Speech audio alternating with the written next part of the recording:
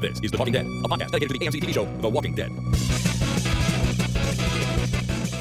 Hey everybody, my name is Chris. And my name is Jason. And this is The Talking Dead number 71 for Monday, March the 5th, 2012. We're all back in the same room. I'm not in Florida anymore. Jason, it's not his birthday anymore. That's true. That puts me in the same room as you. It really does. Everything's back to normal. Ish. And just before we get started, I'd like to say Happy National Tree Planting Day to you in Iran. Oh, well, that's nice. There you go. Planted tree in Iran. Yeah, it's not a North American thing. Well, we probably have our own National Tree Planting Well, Day. there's Arbor Day. Is that, yeah, do we have that here? I don't think so. Neither do I. But I'm sure we have a National Tree Planting Day after all. I know many people went tree planting as teenagers. Oh, yeah, me too. Up north of the Red Lake and stuff like that. You get paid by tree. That's right. By the number of trees you The planted. faster you could go, the better. That's right. But today's National Tree Planting Day in Iran. I just wanted to send that to everyone just so you know. Well, there you go. Okay. We have a fantastic show this week, as always, or at least as I always say. I don't know if it's that fantastic. Well, yeah, you know, I'm wondering about that because it doesn't necessarily mean that this show is fantastic and it's preordained. It just means that we have a lot of exciting news and a lot of exciting information, and it was a very exciting show. Except this week we have no news. I mean, there's news. We're not going to talk about it because I don't want the show to be 3 hours long. Right. And nobody wants the show to be 3 hours long. So, Okay, so it's not that great. yeah, you know, we have an average show for you today. Okay, all right. Let's leave about The first thing we're going to do is recap the most recent episode of The Walking Dead, which is called Judge, Jury, Executioner.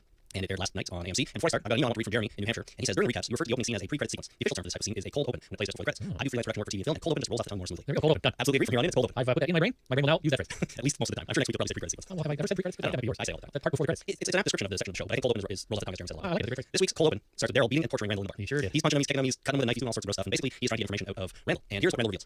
Or so. If there's anything I missed, let me know. Okay. He reveals that there are about 30 people in his group, that they never stay in any one place for more than a night, and they have heavy weapons, artillery, what did he say? Automatics. Yeah, automatic weapons. And finally, that they are kind of sadistic rapists. Because he relates a scene, or at least an occurrence, where they came across a campsite with guys with 2 teenage daughters, and they do bad things to teenage daughters, and then don't even kill the guy. It's a harsh, cruel world out there with rapists on the loose. So, yeah, they are not, they don't sound like very nice people, is what we learned there. And Randall says he's not one of them. He says he didn't rape those girls and that he's just hanging out with them for protection stuff. He's not actually one of them. Yeah, which what else is he going to say? Oh, yeah, how little was that? He could be a bad guy, he could be a good guy, I don't know, maybe we should talk about it more later, but he's really trying to come off as a nice, friendly dude here. He doesn't want to be tortured anymore. Well, who would? That's kind of the idea. I'm surprised he didn't get into waterboarding. Daryl seems like a waterboarding kind of guy. You think so? I would think so. Just, you know, the straight fisticuffs and knifing and kicking the gonads kind of thing. You know, sure, that's all well and good, but Daryl just strikes me as a waterboarding kind of guy. You know, maybe, but I think kicking me and punching me and stabbing me with a knife, if I was in Randall's place, would probably be enough to get me to reveal everything I know. Yeah. Just so everyone knows if you're holding me hostage. Yeah. All I gotta do is punch me in I actually went to a physiotherapist one time for my knee. I had a bad knee, and he twisted and poked and prodded and pinched and squeezed and moved. And I would have told anything at that spot. He was a physiotherapist trying to help me. I would have said anything that guy to make him stop. And he was a physiotherapist at the least. So this guy was credited and quite good, and it was absolute hell. Right, but he wasn't doing that on purpose to hurt you. I think he was. Oh, maybe. I don't know why you would want to, but holy crap, did it ever hurt. Yeah, just realize we forgot to do this. Judge, Jury, Executioner. That's the title of the episode. I forgot from 3 seconds ago. I may have. So in the cold open, Daryl is clearly a little bit affected by the stories of rape. I think it kind of took him back a bit, because I think it probably reminds him of his Sophia. Right. You know, even though she wasn't a teenager, but I think he's sort of feeling like, man, these people are bad. Look what they've done. Who knows what could have happened to Sophia when she was out there by herself. Yeah. But we go to the opening credits. You know, in the last couple episodes, and I think this is when the art change. The opening credits music doesn't bleed back into the scene at all. They did that a couple episodes ago. But not the last 2. That's true. Whereas all the Daryl ones, at least I think so. You kind of hear the music ramping up a little bit, so you know what's coming, and then you cut over it. They stopped doing that. I don't know if it means anything. I just noticed it. Well, 2 times is not, you know, doesn't make it. Just makes a coincidence. Doesn't actually make it a trend. 3 times. You need that third to make it concise. All right, we'll find out next week, I guess. See what happens. So after the credits, we come back. Everyone's chatting around the campsite about what to do. Daryl walks up and updates him on what he found out, and Rick decides that Randall's a threat and they have to kill him. So Dale and Rick sort of walk off, and Dale definitely doesn't agree. We don't want to do this, I don't like. Knowing what we know now, I don't see why. I can't just decide I know to take someone's life. The group seems supportive because they didn't speak back. You didn't allow. So Dale's clearly a little upset by this. Oh, yeah. He definitely doesn't want to just kill Randall. He thinks they've got to at least weigh all the other options. And what comes of it is Rick agrees to let Dale talk to everyone for the day, and they decide to reconvene at sunset and make a final decision. It was another one of those things that shows me it felt really sort of Wild West. Reconvene at sunset, and we'll decide to hang or not. Well, you decide things at sunset. Do you? Is that the most appropriate time to decide? The only thing I can draw on is the phrase, plan in the morning, do in the afternoon, rest in the evening, sleep at night. And decide at sunset. And you just decide sunset and shoot at dawn. Perfect. I don't see why not. We go to the RV, and Dale asks Andrea to guard Randall so nobody takes it upon himself to preemptively kill him. Andrea appears to agree with the idea of killing him, but decides to go and stand there and watch. Well, yeah. You don't want to get killed before they execute. No, you make all the fun of it. I take the civilization of it. That's right. So we cut to the barn with Andrea outside. Shane Carlton walking up, and Shane talks to Andrea about changing the leadership of the group. They have this sort of silly conversation about we can't just lock them all in the room and take their guns. And Shane's like, yeah, why not? Why not? What else are we gonna do? So all while they're talking, Randall's there in the barn. And he's listening to them through the cracks in the barn wall. That was dumb. They don't get ammunition. I thought it was dumb too. Like Shane and Andrea honestly couldn't come to the realization that maybe if we reveal all the secrets right here, he's right there through a crappy wooden barn wall. Yep. That was just plain stupid. It seemed silly, and the show even so kind of the way it was shot sort of went out of their way to indicate to the audience that Randall was listening to them. Oh, yeah. I think we got a lot of Randall came from inside the. That's one of you for sure. So that bugged me too. I couldn't believe they didn't just walk away 50 meters and have a conversation like that, or acknowledge something that they don't want to hear. But they didn't. But while they're talking, Carl sneaks into the barn and just kind of lurks around. He doesn't say anything. But Randall talks to him and tries to convince him that he's actually a really good guy. I found this interesting. I think it was a slightly different point of view than he gave Daryl. The point of view he gave Daryl was that just these bunch of guys, and I'm sort of hanging out with them. I don't care about them. If you're just as good as helping me protect myself, I'm willing to help you. Kind of thing. What he gave Carl was, come on over to our group, we'll protect you. Yeah. This was slightly more sinister. Maybe trust him less. Yeah, you're right. He offers to take him back. Well, he offers to take Carl and his folks, just Carl's family, back. And he says we have supplies, we have things, we can protect you, we can sort of give you a better distance here. But the difference is he's talking to a kid, right? He's not being tortured. He's not talking to an adult, and he's talking to a child who you sort of have to appeal to the simplest concepts, right? Yeah. So that's the difference. But it did make him seem even creepier. But how creepy was Carl in this scene, just going in there and standing there? And Yeah, Carl's he's slid in too. Right? He's a very young, impressionable kid that now has a nifty hat and has been shot once. He's not right in the head here. I think he's slid in too. I think so, and it comes up a few times in this episode, which we will get to. At that point, Shane busts in, and after putting a gun to Randall's face, he scolds Carl for talking to him, and then delivers what I think might be the worst line of 2 seasons of the show. After telling Carl to go find his mom, Shane says, "Carl, quit trying to get yourself killed." I hated it. It was, there's a lot of great stuff in this episode. That line just bugged me. Like, it doesn't mean anything. Yeah, well, he's not really trying to get himself killed. It's silly. It's something that a moron would say.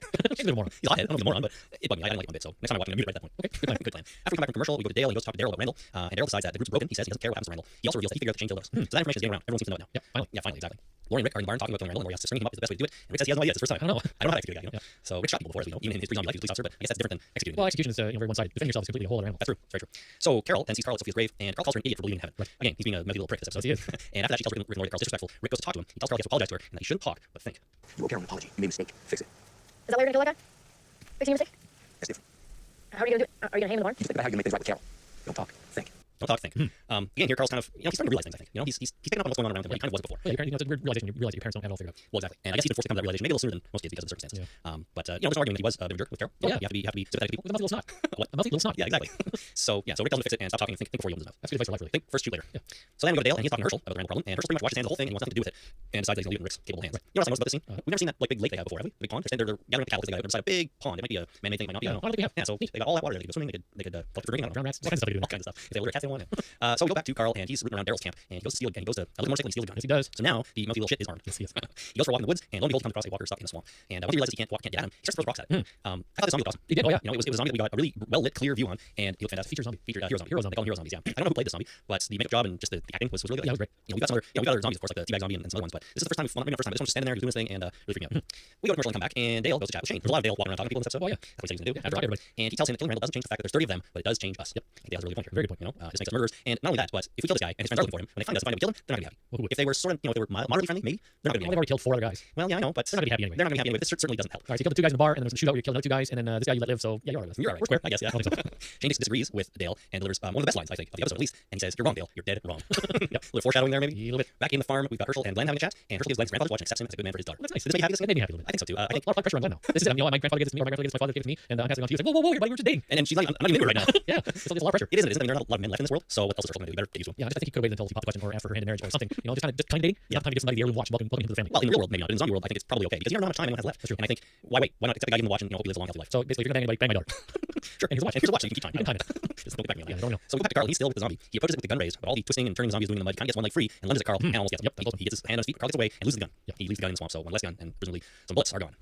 We go to commercial, and when we come back, it's now sunset. Carl comes strolling back after his encounter, all nonchalant, like everything's fine. All the adults go to the farm to figure out what to do, and Carl's told to go wait with Jimmy. So go sit at the kids' table. That's right. While the grown-ups talk. After a fair bit of deliberation and debate, Dale makes his case for Randall's life and tops off with this. You once said, we don't kill them. Fast food, they try to kill us. But don't you see if we do this, that the people that we were, the world that we know is dead. And this new world is ugly. It's harsh. It's survival of the fittest. That's where I want to live. I don't believe that any of you do. I can't.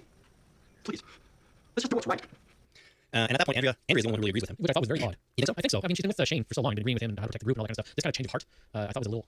I don't know if it was out of character. It didn't feel natural, like a natural progression. I'm kind of with you, but at the same time, I'm not sure anyone else. It would have made more sense if anyone else kind of stood up and agreed with him because pretty much everybody sort of thinks, well, what can we do? He's probably a threat, and we need to eliminate that threat. Yeah. Right. So why not make Andrea? The thing that I didn't see coming is that earlier in the episode when they're talking in the RV and he asked her to go guard Randall, she makes it pretty clear that she's with Shane. So I think she kind of had her mind change inside the scene. Well, I think so. I think I agree with you there. Dale's argument won her over. Yeah. Don't get me wrong. It's warmed my heart. Yes. Because I thought that finally we have some kind of connection between Andrea and Dale, and I'm all happy and excited. I should have known. We had some sort of connection in season 1 that nothing for a long time, and now we have another connection here, which is going to be short-lived, I guess. Yeah. But no one else speaks up, and so after that long debate, sort of Dale kind of storms out, and they unspokenly agree to stick with the plan and kill Randall. So we go to commercial. Rick, Shane, and Daryl are taking Randall to the barn. They blindfold him, and Rick points a gun at his head. Yep. And in the long gun-holding pause, Randall's there begging for his life, and not feeling too good about things. And then Carl walks in and says, "Do it, Dad." Creepy little Carl comes in. Do it, Dad. Yeah, creepy Carl comes in, and he tells his dad to kill him. Yep. And that's what causes Rick to think again and decide he can't bring himself to shoot an innocent man in the head. So Carl didn't listen to his dad's advice. Just if you're there and you want to watch something happen, just shut your mouth. Because you open your mouth and you stop the whole thing. Yeah, don't talk, think. Maybe Carl been thinking this whole time and decided this was the moment he was going to say something. He said that if he wanted that guy to die, if he wanted Randall to get executed, he shouldn't have said anything. It was going to happen. Do you think it was going to happen? Was Rick going to be able to pull that trigger? Oh yeah. Tony and Dave he killed in self-defense. Yep. This guy he was killing in a much weaker self-defense. Well, yes, but it was defense of the group. It was defense of his family. He would do anything to defend his family. Preemptive self-defense is what this would have It was the American way. been. Okay, maybe. I think I agree. I think Rick was going to actually pull the trigger until Carl walked in. He couldn't do it in front of his son. Is the problem. Well, not only that, but he also realizes that Carl is becoming cold and heartless, and doing something like this is not going to change that. Right. So meanwhile, Dale goes for a walk out in the field, and because he's so distraught over not being able to convince everyone to keep Randall alive, and he finds a half-dead cow that has been gutted by a zombie. Yeah, you think Han Solo was there trying to keep the war or something. You would think. This cow made noises even worse than the tauntaun, though. And as Dale's looking at it, the zombie sneaks up behind him and pushes him to the ground and gets on top of him. He starts screaming, of course, everybody comes running, but it's too late. The zombie tears a huge hole in Dale's midsection. Is that possible? Well, that's a good question. Okay, so for human being, for me to dig into somebody's stomach hard enough to be able to rip the skin open and guts come flying out, I don't know if that's entirely possible. But if I'm a zombie and I have my hand all ripped down to shreds and I have direct bone sticking out of my fingers and I didn't see that, maybe it was enough of exposed bone chipped away to provide cutting edge to rip into his guts. I think that's probably part of it. I also think you could actually tear into someone's soft flesh if you try hard enough with your bare hands. I don't think that's impossible. I don't know. Now, whether a zombie would do that or not, I don't know. Zombies typically go for the biting, but maybe in the mayhem of trying to get at Dale, he inadvertently started ripping his stomach open. Well, And once you start, you couldn't stop. Dale had all his shoulders. He couldn't get close enough to bite. All he just had his hands, so that's what he was doing. Yeah. But the point is, Dale now has a giant hole in his midsection, Yeah. and a giant hole he's not going to recover from. By this time, everyone has kind of run up. Daryl's the first one there, and when Carl gets there, he realizes that the zombie free from the swamp is the one that got Dale. Yep. So how's that going to affect his will It was very upsetting. He ran mom and crawled into her arms and started sobbing like the blood really is. Do we think he's going to admit to his parents what happened? I don't know. Not willingly. You know what? Not. I mean, his behavior this whole episode was not, was not great. But the two events, him taunting and inadvertently releasing the zombie in the swamp, and then killing Dale, aren't directly related. No, but not to a 12-year-old they are. Sure, to a 12-year-old there's cause and response there, but in actual fact there's not. I mean, it could have been any zombie or it could have not happened. It's one didn't cause the other. Yeah, even though it was post hoc ergo propter hoc. After, therefore, because of it. Right. It's a Latin. It's a warning. Yeah. Just because event B happened after event A doesn't mean event A caused event B. Yeah, what's the other phrase? Causality is not. There's another one I forget. Anyways, and it's also important to note that based on multiverse and time travel and the continuum, event A, if it does cause event B, doesn't necessarily mean that event A happened before event B. That's true. Correlation does not imply causality. Is the phrase I was trying to come up with. That's exactly what the post hoc ergo propter hoc means. I'm not sure which one's more difficult to say, but they mean I learned that phrase from the West Wing. Well, there you go. You can learn learn stuff from TV. You sure can. Well, so everyone's there, as I said, and they realize that Dale is suffering and he has no chance of survival because they can't get him back to the farm and they can't work on him in the dark in the middle of the field. Wait, that's a little operating theater. Well, if anyone could do it, I'd say Herschel, but even he cannot do that. So they realize he's suffering and has no chance of survival. Rick pulls out his gun to shoot Dale, and as he's pointing at him and hesitating, as you do with guns on TV, Daryl moves Rick aside and takes the gun, points it at Dale, and hesitates, and then Dale raises his head toward the barrel of the gun. Daryl says, "Sorry, brother," and cut the black ear gunshot. Yeah, I'm still in shock. Are you? I am. I couldn't believe Dale was still alive. Me neither. You know? Yes, it was very, very shocking. After that episode, I just sat there, I was like, holy crap, they killed Dale. I know. So there's a number of things to discuss here. First of all, no one predicted, at least nobody I know predicted that Daryl would be saying sorry, brother, to Dale. Nope. And so that was a huge surprise. That was just amazing. And the other thing is, there was a story when Daryl was let go from the show that one of the primary actors was so upset about this, he asked to be released from his contract. And word was apparently he had changed heart, and he was like, no, it's fine now. But at that point, it was too late. I think it's pretty clear now it was probably Jeffrey Munn. You know, that hurt me today. I'm like, holy crap, I can't believe I didn't even see this. But yeah, you know, look at the history between Frank Darabont and Jeffrey Munn. You know, of course he's gonna be upset. Well, of course he's gonna be upset, but he's not the only cast member to have history with Darabont. You know, Laurie Holden was in a lot of his stuff, and maybe that's a little. But you know, that's a big connection there. So, you know, it's the Green Mile and the Mist. There's a long history of friendship there, right? And I can't believe that this didn't occur to me before. That this was the actual case where a cast member was upset and has to be released from his contract. I'm like, oh crap. Yep. Makes perfect sense now. And even if he changed his mind later, I guess they'd already written it, they'd already committed it to part of the storyline, and Dale's dead. Yeah, so there you go. Hell of a twist. We got an email from Christopher in Hawaii, and he said, I'm really interested to hear how you guys felt about Dale leaving the show. From what I hear on the web, it seems a lot of people are glad to see his character go. I felt Dale gave a lot to the story and was very depressed from his development. I was hoping to see Dale and Shane reach boiling points at some time, although I'm sure Shane would have dealt with him in the end. I would like to see old man Dale give Shane a run for his money. I feel Dale's a central character and that his death was weakened. His death has weakened the group's chemistry, and I'm hoping the program does not suffer from Dale's loss. And I feel like my dog just died of cancer. Yeah. It's pretty bad. I don't know. I'm kind of with Christopher in Hawaii here a little bit because Dale was a good character and he's an important character and he brings something to the show that, you know, he brings the older sort of wisdom perspective that no one else really does. Yeah. I guess we have Herschel still, but Herschel's kind of given up on everything. I was a little wishy-washy now. He doesn't care anymore. He doesn't have You're saying I'm gonna chase my cows, and if you have any decisions to make, you know, I'll sit in the room. I'm not saying anything. Yeah, he didn't say, well, he had one line in that conversation. Yeah. I found it interesting in the conversation that Carol picked up and said, leave me alone. You know, like, why? Why do you open your mouth? You just want to be, I don't care what you do, just leave me out of it. Dale called around too. He said not speaking up as just killing yourself. Well, yeah. So, I mean, I was just to get that point across, but so we got more Dale. So, I don't know. I was surprised. I was shocked and I'm a little saddened that he's gone, but I suppose he could always return as a ghost Jedi and give advice to characters as they travel through the world. Use the Force, Harry. Or Rick. Now, the other thing I want to bring up in this episode is that it was directed by Greg McCarroll, right? And I wanted to say, is there anything this guy can't do? I mean, he's a spectacular practical effects guy. He's a producer on the show, and apparently he's a really good director. I thought the direction in this episode was second to none. Yeah, I really liked it. I know he's not a cinematographer, but I thought there were great camera angles and all the shots were composed really well. The bad line delivered by Shane wasn't really his fault because he's not a writer, although he did write those webisodes. Yeah, I mean, the director's job is to get a good performance out of the actors too, right? So he's partially blamed for that line, I would say. And he didn't write it. No, but he decided that was the line needed to be said. He decided that was good enough delivery and they should do another way or take another take. That's true. Okay, but yeah, good. Okay, let's move on. I agree with that. You're right. I mean, he left it in there. I suppose he did probably have the power to cut out if he wanted to. I don't know. Does the director have that power on set? Well, I mean, the director and the editors go into a room and they do their thing, and then other people come in and go, no. Yeah, that's true. So okay, other than that, I think he did a fine job though. The guy is multi-talented. he very much is. And finally, this episode was clearly all about the new sort of morality that we have in the post-zombie apocalypse world. And you know, almost a lot of the episodes are about this to a certain extent, but this is the one that I think really thoroughly dealt with it. And we had a character walking around asking everyone or trying to convince everyone that we shouldn't let all of our humanity go once and for all. This is the speech that Dale gave, Dust there at the sunset, was the opposite speech that Apollo gave in Battlestar Galactica when what's his name, guys, Valkyrie was on trial. And he said, you know, look, we've all done some pretty crappy things. You know, what's he done that's any different than the rest of us? And they're all like, yeah, okay, good point there. This is the opposite. This is, you know, let's stop here and maintain our civilization at this point and not go that extra step. You know, don't take that step because it's a slippery slope. And you can never take it back. You can never take it back. You take that one step, it's going to be Lord of Flies. Yeah, well, they're almost there already. Harold's going that way, I think. So Yeah, you take it on a stick. yeah, why not? Why not? That could show up anytime. I think this episode was one of the better ones. I think people might complain that it was too cocky and there were enough zombies, as people do. But you know what? They might have saved it with the end. I think the you know, the slippery slope of morality and the state of human civilization in the face of complete apocalypse is exactly what the show is about. This was, you know, the essence of the show in one episode. Absolutely, and more than enough to keep me interested, even at the lack of a lot of zombie action. Right. We did get zombie action. We did. We got zombie taunting. We got zombie taunting. You know, throwing rocks at zombies. Carl does not have a good arm. Did you notice? The first rock he throws bounces off a zombie arm, Yeah. and the second one is kind of a weak little. Well, my question was whether it was a real rock that he threw or whether it was CG later on. I bet it was. It might have been made of foam, but he threw something. I think. I don't know. It's from foam. See a foam rock fly through the air like golfing with a wiffle ball. You know, really, you can tell the difference between a real golf ball and a wiffle ball being hit. That kid throws like a girl. All I'm saying. I'm just thinking that he may have thrown something, but I think they had the rock digitally later. You're not going to throw a rock at a guy standing there stuck in the mud. You might. The stunt guy. He knows how to take a hit from a rock. He knows how to take a hit from a rock. Standing there, you're whacking it wherever with a rock. There's no skill involved in that. It's just desire for abuse. Whacked in the wherever. All right. Well, let's move on because we've been going for a while already, and I made a concerted effort this show to do the recap quicker. Conservative. Conservative. I can see that. I'm so awesome. Oh, if only I wasn't so stupid. I made a concerted effort to make the. You write that down, concerted No, I effort? didn't. I didn't. Yeah, I wanted to make it shorter because they get kind of long, and I don't know if we need the minute by minute recap. So trying to make it a little shorter. There were entire scenes I didn't mention in that recap. So there you go. If I forget anything important, let me know. Before we move on to our next segment, I want to thank our sponsor for this episode, and that is Audible. And for you listeners of the Talking Dead, Audible is offering a free audiobook download with a free 30-day trial to give you the opportunity to check out their service. That is double the length of free trial that we've had before. And Jason, I want you hoping you can recommend a book to everybody. You know, I recommend a book I've never read, but I'm planning on getting because it's a new release novel. It's The Stand by Stephen King. Very apocalyptic kind of thing. Is that a recent book of his or is it an old book? Okay, Yeah, way back in the 80s at least. But yeah, The Stand basically some kind of super flu takes a majority of the human race, and it's about the aftermath, I think. So that's kind of relevant to today's It's society. very apocalyptic, and so I thought I'd recommend it. It's new on Audible. I'm actually planning on getting this. Don't listen to it. It comes in a whopping 47 hours and 56 minutes. That's 48 hours of audio. That's good value for your Audible night. Narrated by a guy named Grover Gardner. Even better. Even that, there's nothing wrong with it. This is perfect. Well, awesome. To download your free audiobook today, go to audibletrial.com/talkingdead. Once again, that's audibletrial.com/talkingdead for your free audiobook. Holy crap. Did you see that? That's right. It's that time again. Holy crap! Did you see that? We've got a whole bunch this week, so let's get through them as quick as we can. Sure. Read double fast. No. The first one's from Scott in South Jersey. This is about the episode Triggerfinger. He says, when the new guys are outside the bar and already cleared most of the buildings looking for Tony and Dave, one says, has anyone cleared this building yet? He gets no, and another no, and replies, we're looking for Tony and Dave. Nobody thinks to check the bar. Made me laugh pretty hard. I didn't catch that the first time I watched through it. I did catch it later when I was preparing for our podcast about that, so it's funny stuff. Jennifer from Sydney, Australia, wrote in also about Triggerfinger. She says, during the fight between Rick and Shane toward the end, Rick has Shane on the ground and is just continuously punching his face. The sound effects they use are similar to the ones for zombies. Lots of squelching, wet noises. It just grossed me out, and I was expecting Shane to have his face caved in and completely messed up based on the sounds. Do you remember seeing that, listening to it? I sort of half remember the squelchy sounds and just recognizing that as standard Walking Dead sound effects. They are standard Walking Dead sound effects, but I did expect, I'm a Jennifer, I expected him to have a little bit more blood on his face. He came out pretty clean after that squishy sound. Oh, these people heal super fast in the show. I mean, Daryl's no longer missing part of his ear. He doesn't have a bandage on. Carl's been shot, but he's running around just fine. How long has he been? Well, not only that, and they said Michael, if they tore his leg off that fence, it would destroy his calf muscle. Oh, he's standing up. We later he's standing up, walking around, maybe living a bit, but still. Yeah. James twisted his ankle earlier in the season. That seems to have gone away pretty quick. Yeah, people heal really, really quickly in the show. A lot of these people have to be really infected. Maybe it sounded all squelchy because Shane's crying. He's just water pouring on his face and Rick punching him in his tears. Punching water. Punching deer. That is awesome. Yeah. Daniel from the U.S. Army stationed in Afghanistan, he says, and wrote in on the episode 18 miles out, says, holy crap, did you see that moment was when Rick and Randall were saving Shane at the bus? Randall's neck was duct taped to the headrest in the car he was driving. I thought that was funny. I didn't notice that. Oh, I didn't know that either. That's funny. I don't know how I missed that, but again, I went back to check it, and it sure is duct tape around the neck and around the headrest. I thought that was funny too. He's trying to go anywhere. I got to take some people a pole one time in high school. Super fun. We were walking around the locks in Sioux when I was in high school, and for some reason I had duct tape with me because that's the kind of guy I am. It has a light side and dark side and binds the universe together. That's right. And so for some reason, a few of us got together and just duct tape Marie Hilton to the pole. How long do you leave Marie? Yeah. A dude? How you duct tape a girl to a pole? Yeah, I think I was only with girls. Like, me and like 4 other girls. Are you sure you should be admitting this to all of our listeners? I didn't do anything. We just duct taped her and said, you got duct tape to the pole and got free. And then you get it free. Okay, that's makes it a So little. no, I butt locked myself to the pole one time. One of those U-locks On purpose? Yeah, I wanted to see if it would fit around my neck and the pole. Okay, very good. This call comes from Drew in Illinois. Hi, this is Drew from Illinois. I have two photographic that moment from 18 miles out. I typically don't get to watch the episode until later in the week, but on the plus side, that means I can watch the episode and then listen to your show. Pretty much fast back. So anyway, the first one is something that you mentioned, but I don't think you took it as important, made it as important as I did. When Shane and Rick are walking with Randall on the ground, Randall yells out, "Don't be stupid, I'm not like them." And he goes on and says, "I'm not like the guy that was with." But when he is fighting off the zombie, he breaks the arm and then taunts the zombie and stabs it 7 times that we see. I think that implies that Randall is kind of a psycho, and maybe he has more to do with those people than he thought, that he was with those people for a reason. The second one that I had is we were arguing about whether Rick had decided to leave Shane. And when Rick and Randall are standing by the police car watching Shane and the bus, Rick says, "Let's go, keep it this, we're going." And Shane watches them walk away. And for a minute, even for a minute that he sees them walking away, he thinks that Rick is finally making decisions that Shane would do and leave an injured person in order to escape. Those are my photographic moments, and I love the show. Thanks. So thank you, Drew from Illinois. Drew's right. Randall's the leader. Oh, Randall's the leader? Randall's the leader. It's your typical Dr. Sosay situation. Oh man, I never thought of that. Yeah. Randall's he's the boss. Well, if that's the case, why is he leading? It's really leading. You know, He's all ploy. maybe it's the Pirate's Code. It's a ploy to infiltrate this group and find out where they are because Randall's the leader. He's the toughest. He's the best actor. He can. By falling on the fence? Oh man, I think it's the Pirate's Code. You fall behind, you get left behind. maybe. I'm not sure falling on the fence might not have been part of it. Yeah. Anyway. Maybe. Oh, that's something. Good one. We'll have to see how that turns out. I think Drew's right, though, that he's a little more psycho than he's on. Oh, totally. There's been a few indications of that, I think, in the last couple episodes. Oh, yes, well, that's good. Yeah, you'll be happy over there. It's fine. We got food. It's good there. You're great people. Happy dad. Yeah, easy. Shannon from Missouri writes in, my holy crap, did you see that moment? This week's episode would be Dale biting the bullet. Would be Dale biting the bullet, not the Dale. The Dale Yeah. biting a bullet. Did not see his death coming. It seems to be a message from the world that they're living in now that there are little morals. It's all about survival. Sad, most compassionate guy had to die. Probably the worst way for anyone else in the group. I hope also Carl realizes what a little shit he is for taunting that goatees on him. Yeah. We had other people write in with that as their moment too, including Rich from Vancouver. He said, my holy crap, did you see that moment when Dale was approaching the cow and was tackled by a walker? I was literally yelling at the TV because I did not want Dale to die. I sat there in horror as Dale was deboweled. Deboweled. What an ending to the only true voice of reason in the group. We also got emails from Ashley in Pittsburgh, Smith, and Kevin in Ohio, and Max from Michigan with the same choice. Wow. So pretty powerful moment. Everyone agrees. Oh, also Kate in Dallas. So there you go. Beth in Arkansas writes in and says, when Carl showed up in that shed with Randall looking all creepy, I said, oh my god, what are you doing? And I got to see that when Carl's pretty rebellious this episode. Usually he's been a pretty good kid, but he did the opposite of what he was told the whole show. Yes, he did. He's reaching out for attention, maybe. I don't know. I think he's just kind of struggling with his own psychosity.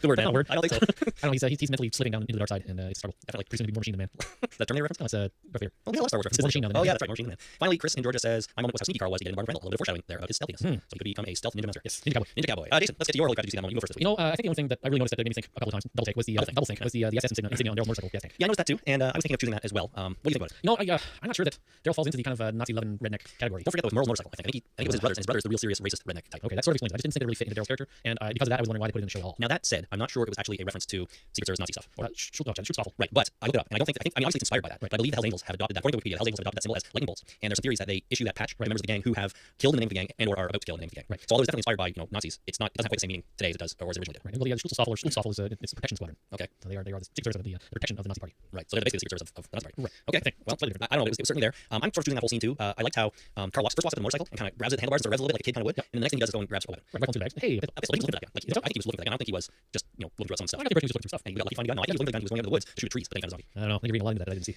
Well, no, I mean Carl, he doesn't have a gun otherwise, right? I don't think so. Well, they gave him one for a while, but they took it away. I'm not sure. Well, I'm continuing with the comic book. Yeah, the comic he has one, and it's on him all the time. Yeah, I think in the TV show they gave him one practice, but they took it away. So he doesn't have one, so he's looking for one because he wants to go and shoot some more. He knows he has his parents, so he's like, no way. Right. Anyhow, I think he was looking for the gun. But the other thing I noticed too is in a different scene, Daryl is wearing motorcycle jacket angel wings, Yeah, that was funny. which I think is also a Hell's Angels thing. Right. I think that's their symbol. So there's a lot of motorcycle gangery in this episode. Gangery references. So there you go. If you have got to see that moments, by all means send them in to us by email or by voice message, and we will do our best to get them on the show. Up next, it's listener feedback. Listener feedback.